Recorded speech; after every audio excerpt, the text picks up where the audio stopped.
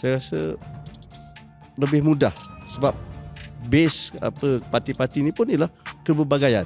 Jadi keberbagaian tu dah ada dalam asas parti, sama ada di peringkat Perkataan Harapan ataupun di peringkat Barisan Nasional.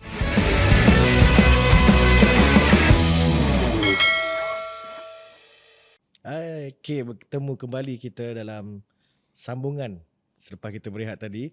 Dan tadi kita bercakap pasal perpaduan tu lebih, orang kata apa, daripada sejarahnya, permulaannya dan juga bagaimana benda tu sangat penting dalam dunia politik dan juga perkembangan negara kita.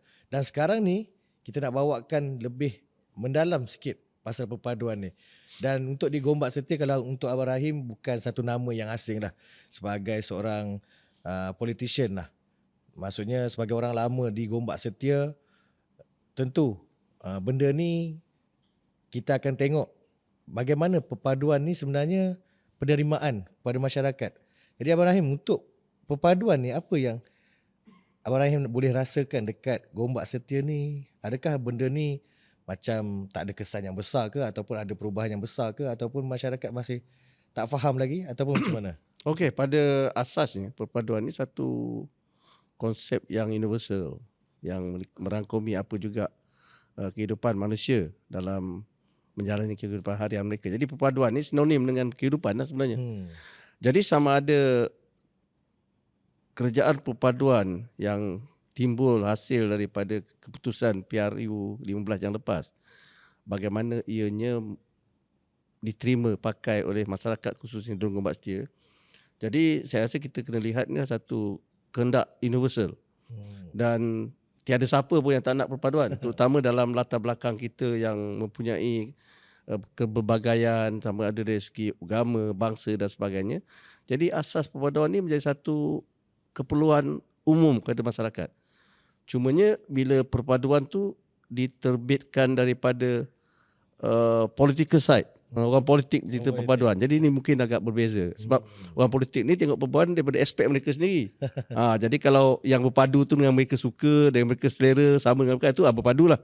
Tapi yang lain ni walaupun sama juga, yang lain ni pun ingin perpaduan, tapi disebabkan perbezaan politik dia jadi masalah. Jadi masalah. Jadi perspektif politik tu agak berbeza. Tapi bagi saya, dengan latar belakang penduduk di Gombak Setia yang merangkumi urban, semi-urban dan juga sedikit kampung-kampung tradisional, keberbagaian yang cukup kompleks di Gombak Setia ni, satu don di pinggir bandaraya dan di mana kita ada juga kampung-kampung tradisional. Saya rasa pimpinan perlu terus memberi gambaran ataupun mendidik masyarakat ke arah perpaduan. Bukan dilihat dari segi politik. Ya? Kalau tengok dari segi politik ni takkan dapat berpadunya. Orang politik, terutama orang Melayu ni, zaman per zaman perbezaan tu terus menerus. Jadi tak akan berpadu. Tapi kita melihat perpaduan dari segi masyarakat dan negara. Dan kita perlu melihat bahawa politik ni lah hanya untuk pilihan raya. Dan selepas menang pilihan raya, sepatutnya masing-masing lupakan sengketa politik dan lihat bagaimana cara untuk kita membina masyarakat. Ini yang perlu kita didikkan.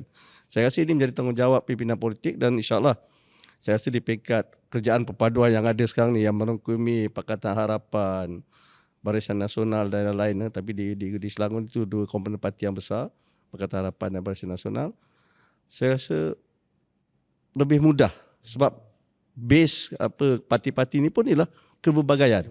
Jadi keberbagaian tu dah ada dalam asas parti, sama ada di peringkat Perkataan Harapan ataupun di peringkat Barisan Nasional. Jadi cuma nak diterjemahkan kepada action. Sebab ini berbeza.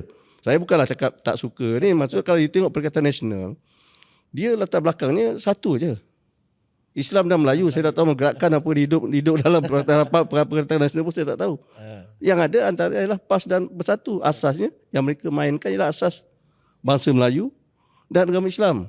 Itu jadi dia agak sukar untuk merangkaui ataupun melepasi keberbagaian agama dan bangsa tersebut.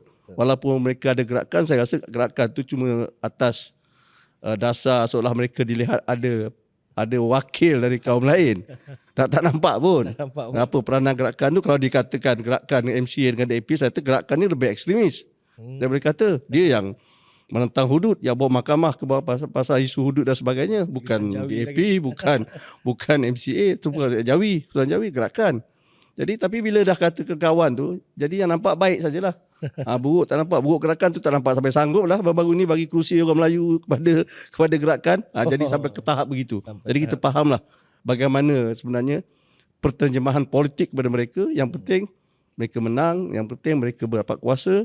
The end justified the mean lah.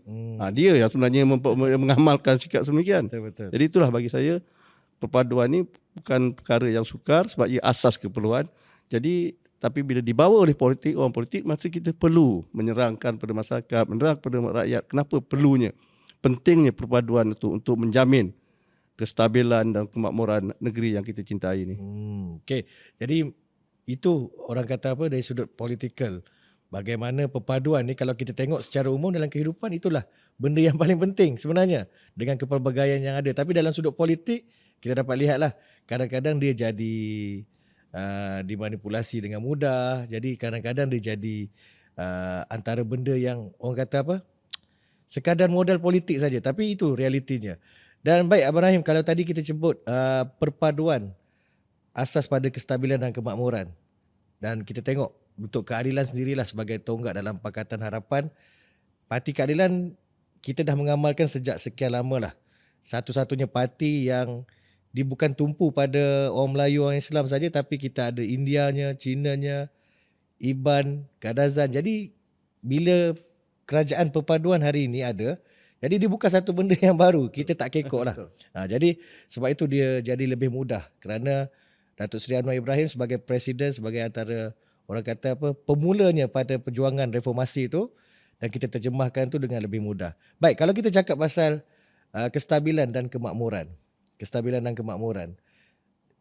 tahun sebelum ni politik orang anggap sebagai satu tempat yang jadi bahan jenaka lah kepada orang yang bukan ekstrim ataupun taksub kepada parti ni. Jadi mereka nampak asyik bergaduh, mereka nampak asyik berebut sesama sendiri. Jadi bertepatan dengan tema perpaduan demi kestabilan dan kemakmuran.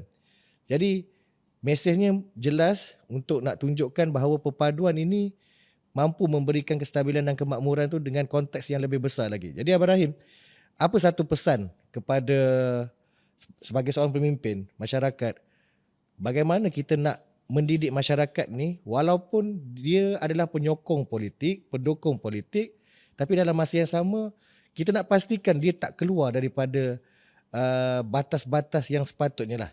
Maksudnya dia boleh ada menyatakan sokongan ahli parti mana-mana, tapi dia tak boleh terkeluar daripada asas-asas yang dalam kehidupan ni sebagai seorang manusia, sebagai seorang mungkin ayah, sebagai suami, isteri, ibu. Apa yang mungkin Abang Rahim boleh sampaikan pesan tu? Okey, pertama kalau kita lihat daripada asas komponen terbesar di kerjaan perpaduan pada hari ini, tolak di Sabah dan Sarawak, di Semenanjung, kita fokus di Semenanjung. Yang mana satu ialah Pakatan Harapan yang ditunjang oleh Parti Keadilan Rakyat. Sebab itu Barisan Nasional yang ditunjangi oleh UMNO. Jadi kalau kita lihat, kalau imbas kembali macam Saudara Khai beritahu tadi bahawa keadilan ini memang asasnya sebegitu. Kita di pelbagai bangsa, kaum, agama dan sebagainya, itu asas kita. Dan kalau kita renung kembali, Barisan Nasional itu pun ditubuhkan hasil daripada peristiwa 13 Mei tahun 1969. Seperti itu almarhum Tun Razak buat ataupun cipta satu gabungan dipanggil Barisan Nasional kerana asas perpaduan itu sendiri. Ini berlaku disebabkan ada pertelengkahan kaum yang cukup serius pada ketika itu, dan selepas berlakunya peristiwa tersebut maka lahirlah Barisan Nasional. Jadi asas Barisan Nasional untuk mempadukan parti-parti politik yang sedia ada. Jadi basic kepada dua komponen besar ni dah ada. Dah tak ada masalah. Jadi bagaimana kita nak menerapkan ataupun membawa ini kepada masyarakat tanpa dia melepasi garisan politik, kepahaman politik dan sebagainya. Sebab saya rasa itulah satu tadi kita katakan bahawa ianya asas kepada keperluan kehidupan manusia. Jadi soal siapa ahli politik mana, dia melangkaui batasan tersebut. Cumanya untuk kita menerapkan konsep perpaduan tu kepada masyarakat supaya dia boleh dilihat. Maksud the action is louder than the word. Ini yang dilakui oleh Yang Berhormat Perdana Menteri kita. Dan ini juga yang dilakui oleh Yang Berhormat Datuk Menteri Besar. Jadi leadership by example ni penting. Yang mereka melihat bahawa apabila melihat Perdana Menteri Malaysia ke-10 tak nampak ada bawa isu kaum, tak nampak bawa isu agama dan sebagainya. Dan dibawailah untuk perpaduan merentasi langkauan agama, bangsa dan negara.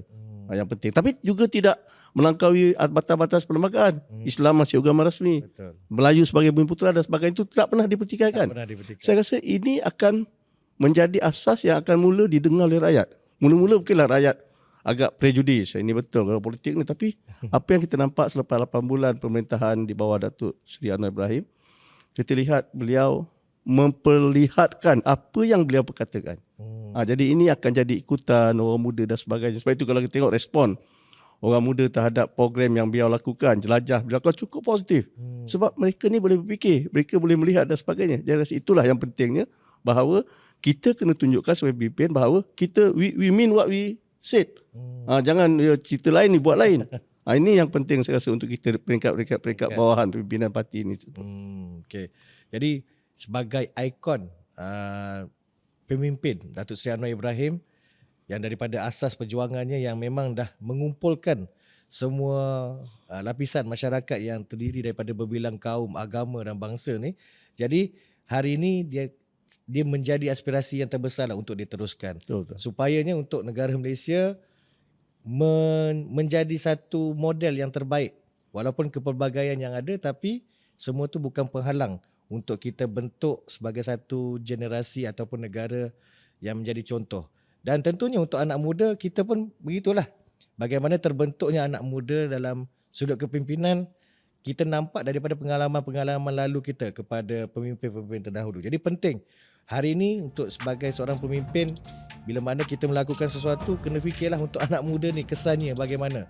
Kalau hari ini kita dengan politik yang negatif, maka satu hari nanti kita akan wariskan pun secara yang tak elok juga pada anak muda. Jadi sebab tu tanggungjawab pada pemimpin hari ini besar, sebab dia akan bagi kesan yang besar pada generasi yang seterusnya. Jadi terima kasih untuk Abang Rahim pada perpaduan. Saya kira satu benda yang jelas, kuat kepada perpaduan apa yang kita nak sampaikan dan terjemahkan di peringkat masyarakat.